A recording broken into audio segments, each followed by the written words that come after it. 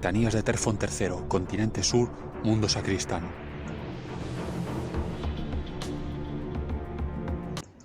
¿Aún no hay rastro de ellos, sargento? La voz del teniente Demetrius Bragi crepitó en el comunicador. El sargento Beatus observó el irregular paisaje barrido por el viento, por lo que le parecía la centésima vez antes de acercar el micrófono a su boca. Todavía nada, señor. Tenemos todo este sector bajo vigilancia, por el momento no hay novedad. De acuerdo, manténgame informado de cualquier cambio. Demetrios, fuera. El aparato chasqueó y se quedó en silencio. Un golpe de gélido viento barrió la llanura rocosa. Beatus sintió un escalofrío. Si era por causa del viento o por causa de una profunda sensación premonitoria, era algo en lo que no quería pensar. Desde que Sacristán había sido rescatado por el Imperio de su estado de baja tecnología, una pequeña guarnición de Guardia Imperial había sido acuartelada en las cercanías de la ciudad de Terfon III. La misión era apoyar a la inexperta y mal equipada milicia de Sacristán. Desde su bastión situado en las tierras del sur de la ciudad, las tropas de choque llevaban a cabo patrullas regulares hasta los remotos asentamientos y campamentos mineros humanos, en las salvajes e inhóspitas tierras del continente sur. El continente sur de Sacristán era una región fría y poco acogedora.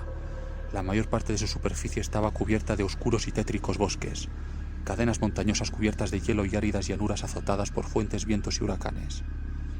Por causa de ello, los nativos vivían en colonias aisladas, compuestas por apretujados edificios robustos y otras construcciones de gran solidez. Los edificios de más de 2 plantas eran poco frecuentes. Los habitantes de estas colonias aisladas subsistían explotando los yacimientos minerales del lecho rocoso del planeta y cultivando los suelos pobres en nutrientes, mientras la milicia planetaria defendía a los trabajadores de los mamíferos carnívoros nativos con sus simples pero efectivos rifles láser. Un pequeño remolino recorrió el risco. Las cenizas grises giraban en torno al pequeño vórtice. El viento se arremolinó sobre las ropas del guerrero como si buscase una forma de atravesarlas, como un ejército invasor intentando descubrir un punto débil en las defensas del enemigo.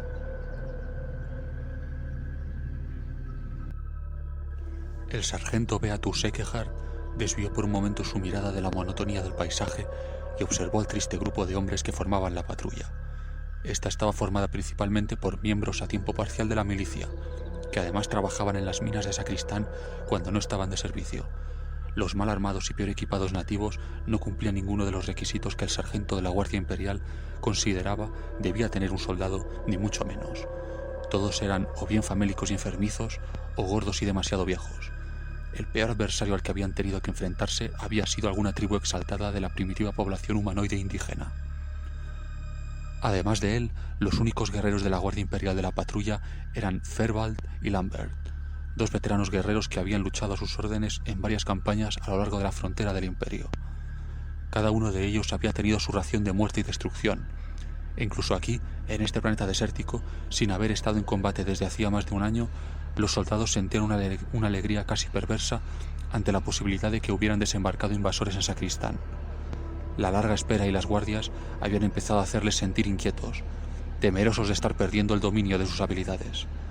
Los entrenamientos y las maniobras no eran un sustituto adecuado para la brutal enseñanza de la guerra. Nada pulía mejor los reflejos de un soldado que las descargas de adrenalina en el fragor de la batalla, cuando se cargaba contra un búnker orco o se rechazaba una horda tiránida.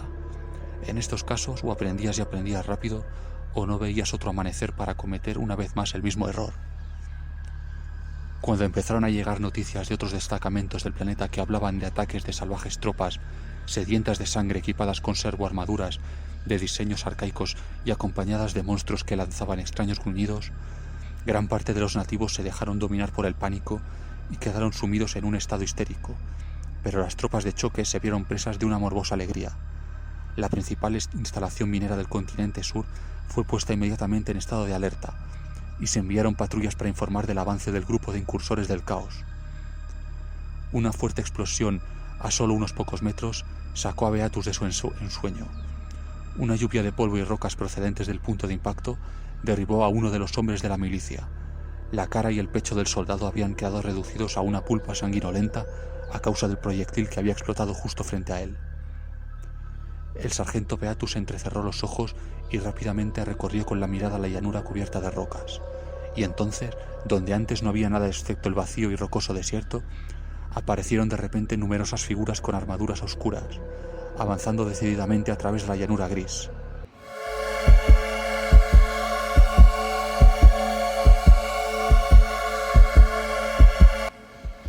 «¡Cuerpo a tierra y fuego a discreción!», gritó el sargento. Fairbanks y Lambert reaccionaron instantáneamente a la orden del sargento, pero los conmocionados milicianos tardaron unos segundos preciosos en reaccionar, y lo hicieron más por miedo y sorpresa que por obedecer las órdenes. Las tropas de choque dispararon una y otra vez sus rifles láser contra los atacantes. Parecía como si estos hubiesen surgido de la nada. Al principio, a Beatus las siluetas le recordaban marines espaciales, posiblemente del capítulo de los Templarios Negros o miembros del infame Dragones Negros.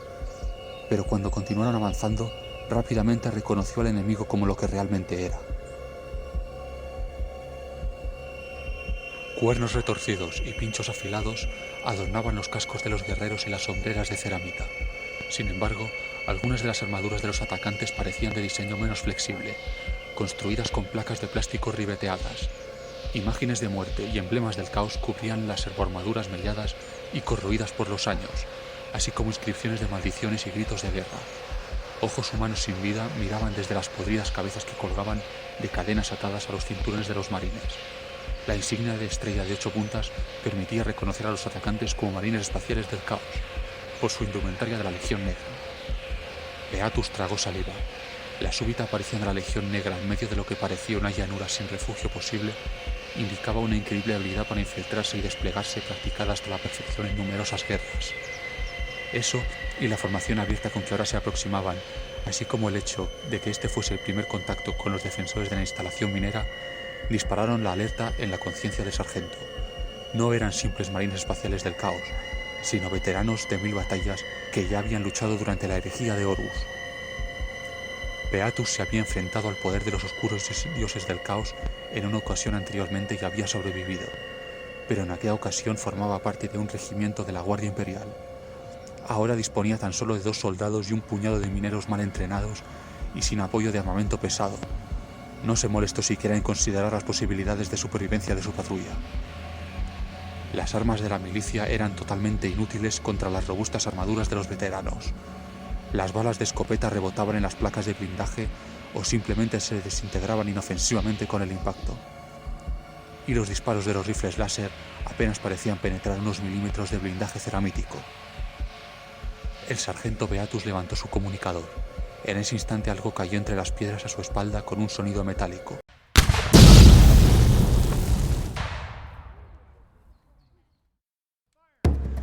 En una repentina y desgarradora explosión de estática, el comunicador se sobrecargó con una lluvia de chispas al estallar la granada de disrupción. Mientras oía un agudo siseo a su derecha, el sargento dio media vuelta, seguro de saber qué iba a suceder. Tal y como había sospechado, el siseo se convirtió de repente en una espeluznante explosión cuando el aire se calentó a su alrededor. Y en cuestión de segundos el soldado Lambert se convirtió en un pellejo seco cuando la explosión del rifle de fusión de la Legión Negra evaporó todos los líquidos de su cuerpo, que reventó en un estallido de polvo y restos calcificados. La Legión prácticamente habían llegado hasta ellos, ya que las armas de la patrulla no podían hacer nada para mantenerlos a raya. Si los marines espaciales del caos no hubieran conseguido acercarse tanto, al menos habían tenido la posibilidad de retirarse hacia la instalación.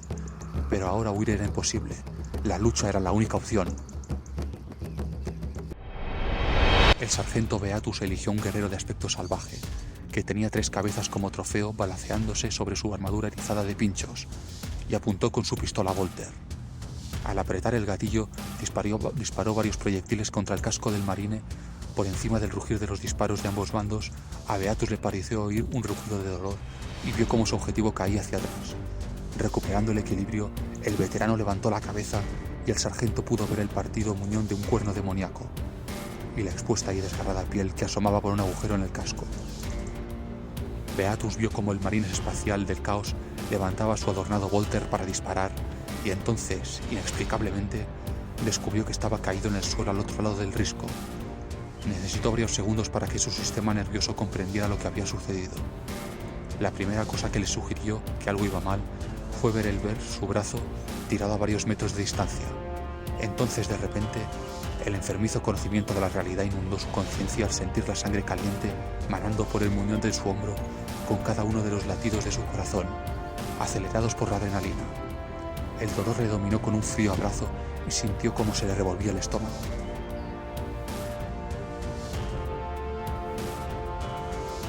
Al ver a su oficial gravemente herido, muchos de los colonos perdieron el deseo de enfrentarse a fuerzas tan superiores.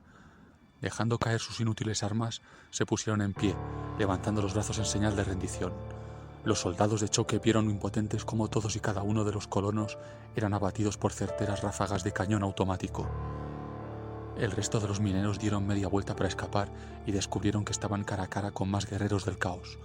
Una segunda escuadra de la Legión Negra había rodeado su posición por retaguardia. ¿Quién podía saber cuánto tiempo habían estado esperando antes de iniciar el ataque? Probablemente habían esperado hasta estar seguros de que conseguirían el máximo placer con su acción, masacrando a los aterrorizados colonos mientras intentaban su inútil huida. No había duda de que estaban disfrutando de cada espasmo de muerte de sus víctimas, saboreando cada expresión de amarga desesperación en los rostros de los hombres que sabían que iban a morir. Estos no eran los valientes y honorables héroes veteranos de los capítulos imperiales. La Legión Negra asesinaba a inocentes o a quienes eran más débiles que ellos sin remordimiento. Tenían su propia gama de valores. Una bota ribeteada pisó la cima del risco, y una figura cubierta con una armadura negra se situó junto al sargento Beatus, mirándole malévolamente desde el interior de la máscara infernal de su casco, que parecía inclinado y desequilibrado al quedarle solamente un cuerno. El miedo dominó el dolor que sacudía su cuerpo, y Beatus se arrastró por el polvoriento terreno, intentando llegar hasta el brazo mutilado y la pistola Volter que todavía empuñaba. El veterano observó cómo el guerrero intentaba patéticamente arrancar el arma de la presa de su mano muerta, pero los dedos le resbalaban sobre la ensangrentada culata. «Deberías rezar porque te llegara la muerte, perro imperial», gruñó el guerrero, y a continuación rió con una cruel y gutural carcajada. Tras sabotear aquel último momento, el marín espacial del caos se cansó del espectáculo, apuntó su Volter y disparó. El hermano veterano Fervald recorría el escenario de la carnicería. Allí donde creía ver algún movimiento, disparaba varias ráfagas con su cañón automático. Aquel era el objetivo de la guerra eterna. Su objetivo no era iniciar una sangrienta cruzada a nivel galáctico en nombre de los dioses oscuros, como aquellos idiotas berserkers adoradores del dios de la sangre, sino matar y disfrutar haciéndolo. Y dar al Imperio una lección más sobre los despiadados métodos de la Legión Negra solo servía para obtener un mayor placer. Pero aquella era solo el principio. La Legión Negra no habían terminado aún con aquel patético planeta y todo lo que tenía que ofrecerles. Una vez lo hubieran hecho, no quedaría ni un alma con vida sobre el planeta. Aquellos que se opusiesen a su voluntad o no sirviesen para los campos de esclavo morirían, y la Legión Negra disfrutaría con sus muertes. Los habitantes de aquel inhóspito planeta pronto pensarían que habían vivido en un paraíso cuando conociesen los errores de la disformidad. El infierno había llegado a Sacristán. Relato anónimo de superviviente de la masacre.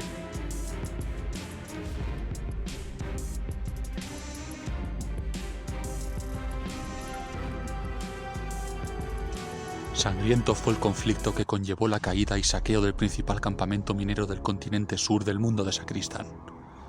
Ni siquiera la valerosa intervención de los colmillos plateados pudo evitar lo inevitable. La mayor parte de la población fue brutalmente asesinada y los que no tuvieron esa suerte les esperaba una larga y agonizante muerte para diversión del enemigo. Entre las bajas se encuentra la escuadra Astralion de los colmillos plateados, al mando del Lieutenant Titus Andronicus. En cuanto al cuartel general de Terfon III en Sacristán, recibió el informe sobre el inminente ataque contra la fortaleza y la solicitud de refuerzos. El teniente Demetrius ha enviado de inmediato una fuerza de rescate formada por una fuerza de choque de las mejores tropas disponibles en la ciudad, reforzada por una peculiar unión de los mejores guerreros de la humanidad, los Space Marines, formada por la mitad de la última escuadra de colmillos plateados disponible en el continente sur, la escuadra Solinus, apoyada por una fuerza motorizada ultramarina al mando del Tecnomarine Tacitum Brutus de la quinta compañía de los ultramarines, con el objetivo de no dejar caer en manos enemigas la valiosa semilla genética, así como recuperar a tantos hermanos como sea posible.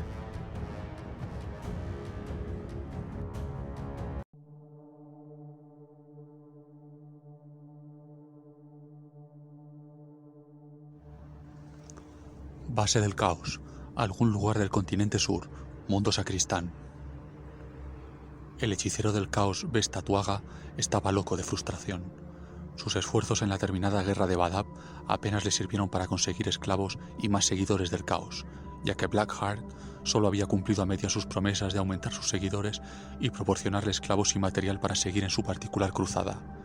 Él estaba convencido de que el artefacto Sueño Puro estaba en uno de los planetas del sistema que estaba invadiendo ahora mismo con la ayuda del señor de Khorne, Draxus el Estoico, que, a diferencia de muchos otros seguidores de Khorne, cree en la matanza y disfruta con ella, pero no es un estúpido sin cerebro. Jamás ataca a un lugar sin saber con certeza que sufrirá pérdidas mínimas para seguir combatiendo otro día, ya sea contra humanos, xenos u otras fuerzas del caos. Se unió a Khorne porque detestaba las limitaciones que el gobierno imperial pone sobre los marines espaciales sobre su papel de protectores del imperio. Debido a que era más razonable que la mayoría de seguidores de Khorne que había en esa zona, y sabiendo que no podía registrar todos los planetas del sistema solo, Bestatuaga le propuso una alianza. Él iría destrozando poco a poco los asentamientos de los planetas del sistema según su criterio y le ayudaría en los más difíciles mientras él buscaba el artefacto. Ambos decidieron empezar por la ciudad Terfon III, que según la información de la que disponía Bestatuaga es un antiguo mundo Necrón que quedó devastado por la guerra y abandonado tras la misma. Historia para muchos olvidados, pues es habitado hoy en día por el Imperio, que lo colonizó como mundo fronterizo sin saber lo que se ocultaba debajo de las raíces del planeta. Bestatuaga estaba seguro que en alguna parte del planeta habían desarrollado el Sueño Puro, una versión portátil de los colosales cañones de las fortalezas negras, aunque con una severa limitación de potencia. Además, tenía una cosa excepcional para cualquiera que la empuñase: podía canalizar energía psíquica de la disformidad, haciéndola pasar por un filtro empático que evitaba a su portador ser poseído o afectado por cualquier energía disforme provocada por emociones.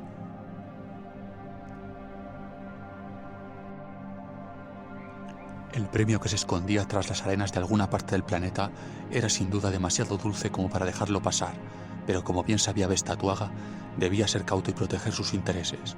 No convenía atraer la atención de sus enemigos sobre su verdadera misión, ni ser demasiado débil como para ser sustituido por enemigos o aliados en la búsqueda del artefacto, por lo que trazó un plan meticuloso y muy elaborado.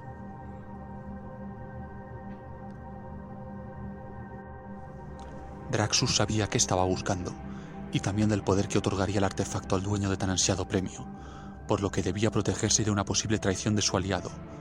Astutamente se infiltró en el planeta con bastantes meses de antelación, promoviendo una búsqueda de seguidores que le guardasen culto, no lo suficientemente grande como para llamar atención, pero sí lo suficientemente grande como para reunir una potente fuerza de todos sus aliados de los distintos asentamientos del planeta, así como una profunda red de espionaje que le mantuviese al tanto de los movimientos imperiales y asuntos importantes que aconteciesen al planeta. También procuró beneficiarse de la red de espionaje imperial sobre los movimientos orcos por la zona. Bestatuaga había trazado un plan muy ambicioso. Había plantado cuidadosamente sus semillas en los lugares más vitales y ahora era el momento de recoger la cosecha, pues había madurado y solo él conocía el alcance de su fuerza reunida. Bestatuaga, hechicero del caos.